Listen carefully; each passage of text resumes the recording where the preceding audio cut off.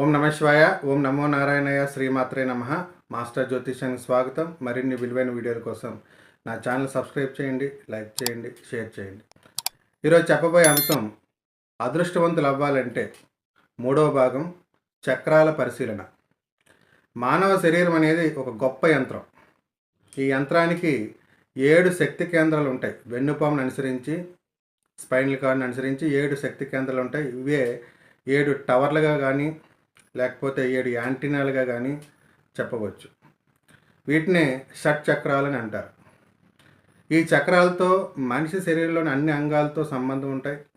ఒక్కొక్క చక్రానికి కొన్ని అంగాలతో సంబంధం కలిగి మొత్తం శరీరం అంతా కూడా ఈ 7 చక్రాలే నడిపిస్తాయి.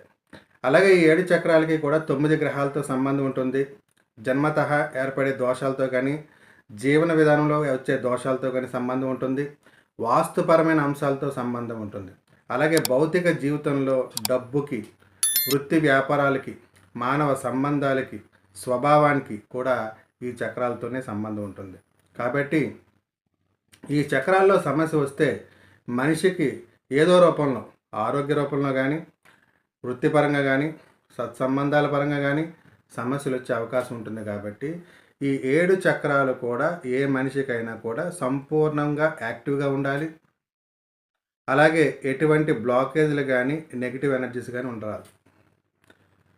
వాస్తవాన్ని పరిశీలిస్తే ఎన్నో ఫోటోలు స్కాన్ చేసిన అనుభవంతో చెప్పే అంశం ఏంటంటే, ఏ మనిషికి కూడా 7 చక్రాలు పూర్తి యాక్టివ్గా ఉండవు.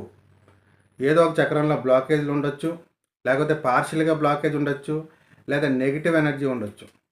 కాబట్టి ఈ 7 చక్రాల్లో ఎక్కడ సమస్య వచ్చినా దాని రిలేటెడ్ సమస్యలు కానీ, ఇబ్బందులు కానీ వచ్చే అవకాశం ఉంటుంది. ఉదాహరణకి మూలాధార చక్రంలో సమస్య ఉంటే, మూలాధార చక్రం బ్లాక్ అయితే వృత్తిపరమైన ఇబ్బందులు వస్తాయి. వ్యాపారస్తులకైతే వ్యాపార సంబంధమైన ఇబ్బందులు వస్తాయి.